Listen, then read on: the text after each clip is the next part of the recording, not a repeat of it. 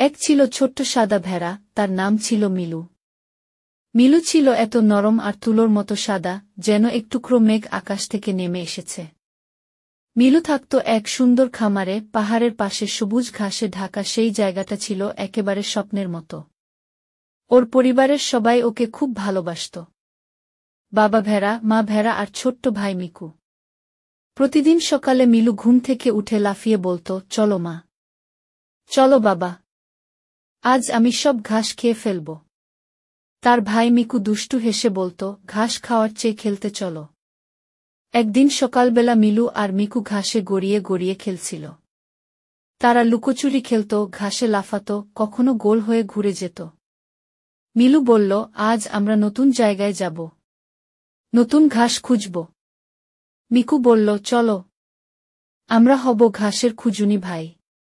তারা দৌড়াতে দৌড়াতে চলে গেল অনেক দূরে, পাহাড় পেরিয়ে, নদীর পাশ দিয়ে, একটা ঘন জঙ্গলের কাছে চলে গেল। ইস, এই জঙ্গলটা তো খুব অচেনা, বলল মিলু একটু ভয় পেয়ে। মিকু বলল, আমরা তো মায়ের কথা শুনিনি, এখন কি হবে? চারদিকে শুধু গাছ আর পাখির ডাক। সূর্যটাও গাছের পেছনে লুকিয়ে পড়েছে। মিলু কাঁপতে কাঁপতে বলল, মা কোথায়? আমি তো বাসায় ফিরে যেতে চাই। ঠিক তখনই ধীরে ধীরে একটা বুড়ো কচ্ছপ এসে বলল, কে কাঁদছে এখানে? আমি কচ্ছপ দাদু। তোমরা কি হারিয়ে গেছ? মিলু আর মিকু একসাথে বলল, হ্যাঁ, আমরা আমাদের মায়ের কাছে ফিরে যেতে চাই। কচ্ছপ দাদু হেসে বললেন, ভয় পেও না, আমি তোমাদের পথ দেখাব। আমার পিঠে উঠে পড়ো। কচ্ছপ দাদুর পিঠে চড়ে মিলু আর মিকু ধীরে ধীরে ফিরতে লাগল বাড়ির দিকে। পথে পথেই কচ্ছপ দাদু তাদের নানা গল্প শোনাল। জঙ্গলের রাজা সিংহের গল্প, ভালো খরগোশের গল্প, আর এক উল্টোপাল্টা হাঁচিওয়ালা হাতির গল্প। মিলু তো একদম হাঁ করে শুনল সব গল্প। আর মিকু হেসে গড়িয়ে পড়ল। অবশেষে তারা আবার সেই পরিচিত ঘাসের মাঠে পৌঁছে গেল। মা ভেড়া আর বাবা ভেড়া দৌড়ে এসে দুই ভাইকে জড়িয়ে ধরলেন। মা বললেন, আমরা তো খুব চিন্তা করছিলাম। মিলু কেঁদে বলল, আর কখনো মায়ের কথা না শুনে দূরে যাব না। বাবা হেসে বললেন, ভালো হয়েছে, একটা শিক্ষা পেয়েছ। তারপর সবাই মিলে ঘাসে বসে খেলল, গল্প করল, আর হাসতে হাসতে দিন শেষ করল। সেই রাতেই মিলু আর মিকু ঘুমিয়ে পড়ল নরম ঘাসে। তারা জানত, পরিবার মানে ভালোবাসা, আর মায়ের কথা মানেই সুরক্ষা।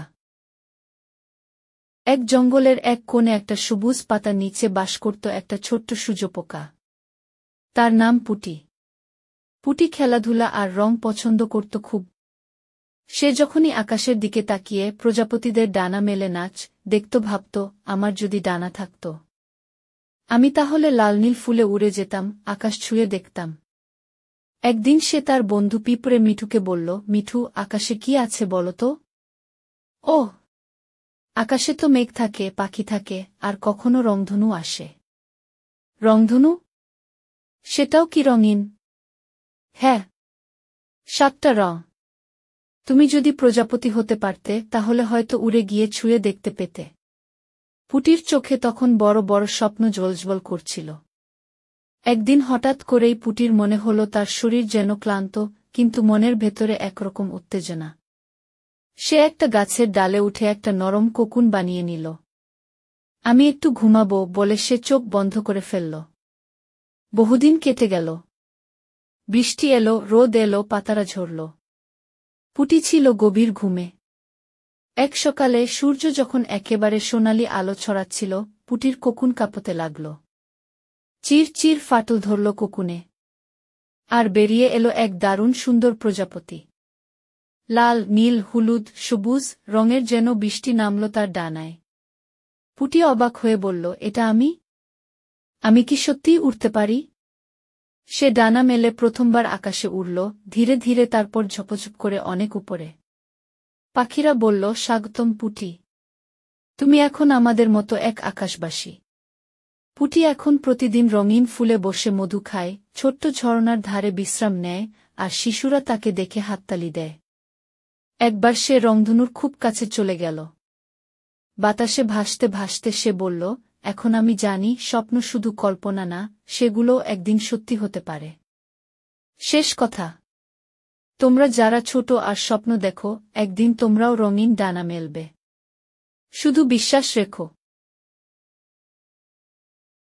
চমৎকার একটি সবুজ গ্রাম, ছোট ছোট কুডেঘর, মাঠে খেলছে বাচ্চারা। নদীর ধারে বসে মাছ ধরছে কয়েকজন গ্রামবাসী। রাফি একটি গাছের নিচে বসে স্বপ্নাচারী দৃষ্টিতে দূরের পাহাড়ের দিকে তাকিয়ে আছে। পাশ দিয়ে কয়েকজন গ্রামের যুবক হেঁটে যাচ্ছে, তারা রাফিকে দেখে হাসাহাসি করে। রাফি একটু বিরক্ত হয়, কিন্তু কিছু বলে না। সে আবার দূরের পাহাড়ের দিকে তাকিয়ে থাকে, তার চোখে এক অজানা আকর্ষণ। হঠাৎ দূরে ঝড় উঠতে শুরু করে, আকাশ কালো হয়ে যায়। রাফি তার ঘরে গভীর ঘুমে, হঠাৎ ঝড়ের আওয়াজে সে জেগে ওঠে, দেখে জানালার বাইরে আলো ঝলমল করছে। রাফি বাইরে বেরিয়ে আসে, একটি বিশাল উজ্জ্বল ঘোড়া তার সামনে দাঁড়িয়ে। ঘোড়াটির গায়ে রূপালি আলো ঝলমল করছে। রাফি, ভয় পেও না, আমি বজ্র, এক জাদুকরি ঘোড়া, তোমার সাহায্যের প্রয়োজন। রাজকন্যা আরিন বিপদে। রাফি অবাক হয়ে, কে তুমি? ঘোড়া কথা বলে কিভাবে? বজ্র, অনেক কথা পরে হবে। তুমি কি সাহস করে আমার পিঠে চড়তে পারবে? রাফি একটু দ্বিধায় পড়ে, কিন্তু পরে উত্তেজিত হয়ে ঘোড়ার পিঠে উঠে বসে। মুহূর্তেই বজ্র আকাশে উড়তে শুরু করে। কালো পাহাড়ের উপর বিশাল এক দুর্গ, ভিতরে বন্দী রাজকন্যা আরিন। জাদুকর মালিক অন্ধকার দুর্গ পাহারা দিচ্ছে। জাদুকর অট্টহাসি দিয়ে বলছে, কেউ আমায় হারাতে পারবে না। এই রাজকন্যা চিরকাল আমার বন্দী থাকবে। রাজকন্যা আরিন, তুমি যতই চেষ্টা করো, কেউ না কেউ এসে আমায় উদ্ধার করবেই। দূরে বজ্র আর রাফি দুর্গের দিকে উড়ে আসছে। রাফি দুর্গে প্রবেশ করে, কিন্তু হঠাৎ চারদিকে আগুনের শিখা উঠে। জাদুকর মালিক সামনে এসে দাঁড়ায়। জাদুকর মালিক অট্টহাসি দিয়ে বলে, ছোট ছেলে, তুমি আমাকে পরাজিত করতে পারবে না। রাফি কণ্ঠে বলে, তোমার অন্যায় এর দিন শেষ, মালিক। এবার তোমার শাস্তি হবে। বজ্র তার জাদুময় শক্তি ব্যবহার করে আগুন নেভায়। রাফি মালিকের দিকে তলোয়ার নিয়ে এগিয়ে যায়। ভয়ানক লড়াই শুরু হয়। মালিক তার কালো জাদু ব্যবহার করে রাফিকে আটকে ফেলার চেষ্টা করে, কিন্তু বজ্র তাকে রক্ষা করে। অবশেষে রাফি মালিকের জাদুর কাঠি ছিনিয়ে নেয় এবং সেটি ভেঙে ফেলে। মালিকের শক্তি শেষ হয়ে যায়, আর সে ধুলায় পরিণত হয়। রাজকন্যা মুক্ত হয়, দুর্গের অন্ধকার আলোকিত হয়ে ওঠে। রাজকন্যা আরিন কান্নাভেজা কণ্ঠে, তুমি আমার জীবন বাঁচালে, রাফি। রাফি বলে, এটা আমার দায়িত্ব ছিল। এরপর রাফি আর আরিন ঘোড়ার পিঠে চড়ে বসে। ঘোড়াটি উড়ে এসে রাজকুমারীর রাজপ্রাসাদের সামনে এসে থামে। রাজকুমারী রাফিকে ধন্যবাদ জানিয়ে ঘোড়াটিকে আদর করে বিদায় জানায়।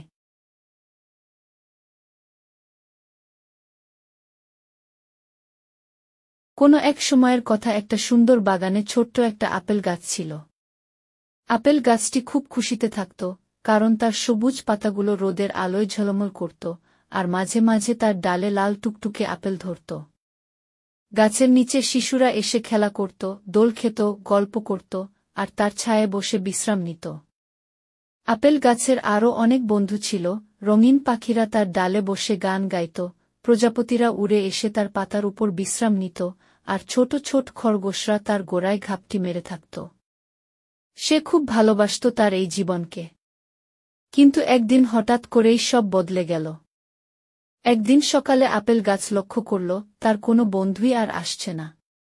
শিশুরা দূরে কোথাও খেলছে, কিন্তু তার কাছে আসছে না। পাখিরা আর তার ডালে বসছে না, প্রজাপতিরাও আর উড়ে আসছে না। বাতাসে শীষ বাজছে, কিন্তু কেউ তার সাথে কথা বলছে না। আপেল গাছ অবাক হয়ে চারপাশে তাকাল। পুরো জায়গাটা ফাঁকা লাগছিল। সে মন খারাপ করে ভাবতে লাগল, আমার কি কোনো ভুল হয়েছে? সবাই কেন আমাকে ছেড়ে চলে যাচ্ছে? আমি তো কারো কোনো ক্ষতি করিনি। এরপর থেকে আপেল গাছ চুপচাপ হয়ে গেল। আগে যেখানে সে বাতাসের সাথে কথা বলত, সূর্যের আলোয় হাসত, এখন সেখানে সে কেবল নীরব হয়ে থাকত। সূর্যের আলো তার পাতায় পড়লেও সে আনন্দিত হতো না। বাতাস এসে তার ডালে খেলা করলেও সে নড়ত না। একদিন এক বুড়ো কাক উড়ে এসে টুনির ডালে বসল। কাকটি ছিল খুব অভিজ্ঞ আর অনেক কিছু জানত। সে আপেল গাছের নীরবতা দেখে বিস্মিত হল। কি ব্যাপার আপেল গাছ? তুমি এত চুপচাপ কেন? আগে তো তোমার গানে পুরো বাগান মুখর হয়ে উঠত। আপেল গাছ দীর্ঘশ্বাস ফেলে বলল, সবাই আমাকে ছেড়ে চলে গেছে। আর কেউ আমার কাছে আসে না। আমি একা হয়ে গেছি। বুড়ো কাক হেসে বলল, ওরে বোকা গাছ, একা আবার কবে হলে? এই যে আমি আছি, তুমি কি একদম একা? শুধু মানুষ বা পাখি কি বন্ধু হতে পারে? আপেল গাছ অবাক হয়ে কাকের দিকে তাকাল। কাক আবার বলল, দেখো, সূর্য তোমাকে আলোকিত করছে, বাতাস তোমার পাতার মাঝে গান গাইছে, মাটির নিচে তোমার শিকড়েরা তোমার সাথে কথা বলছে। তুমি কি তাদের অনুভব করতে পারো না? আপেল গাছ একটু ভাবল। সত্যিই তো। সে অনুভব করল, বাতাসের ছোঁয়ায় তার পাতাগুলো দুলছে, মাটির নিচে শিকড়েরা একে অপরকে জড়িয়ে আছে। তার মনে একটু শান্তি এল। কিন্তু তবুও সে তার প্রিয় শিশুদের জন্য অপেক্ষা করছিল। অনেক দিন পর এক সকালে হঠাৎ আপেল গাছ দূর থেকে ছোট ছোট পায়ের শব্দ শুনতে পেল। সে দেখল তার পুরনো বন্ধু মিহির, সোহেল, রিনা দৌড়ে আসছে। তাদের হাতে ছোট্ট ঝুড়ি। তাদের চোখ আনন্দে উজ্জ্বল। আপেল গাছ, আমরা তোমার আপেল নিতে এসেছি। তুমি কি আমাদের আপেল দেবে না? রিনা খুশিতে চিৎকার করে বলল। আপেল গাছ আনন্দে তার সবুজ পাতাগুলো দোলাতে লাগল। বাতাসে তার ডালগুলো নাচতে লাগল। সে আনন্দের সাথে কয়েকটি লাল টুকটুকে আপেল ফেলে দিল। শিশুরা খুশি হয়ে লাফিয়ে উঠল। সেদিন বাগানে আবার হাসি আনন্দ ফিরে এল। পাখিরা ফিরে এল, প্রজাপতিরা উড়ে এসে তার পাতায় বসল, শিশুরা আবার তার ছায়ায় বসে গল্প করতে লাগল। এরপর থেকে আপেল গাছ আর কখনো মন খারাপ করত না। সে বুঝতে পেরেছিল, কখনো কখনো বন্ধুদের সময় দিতে হয়, অপেক্ষা করতে হয়। কিন্তু প্রকৃতি, ভালোবাসা আর বন্ধুত্ব কখনো হারিয়ে যায় না। আপেল গাছ আবার হাসতে লাগল। বাতাস তার সাথে খেলতে লাগল। আর তার ডালে নতুন নতুন আপেল ধরতে থাকল, যেন সে তার বন্ধুদের সব সময় কিছু না কিছু দিতে পারে।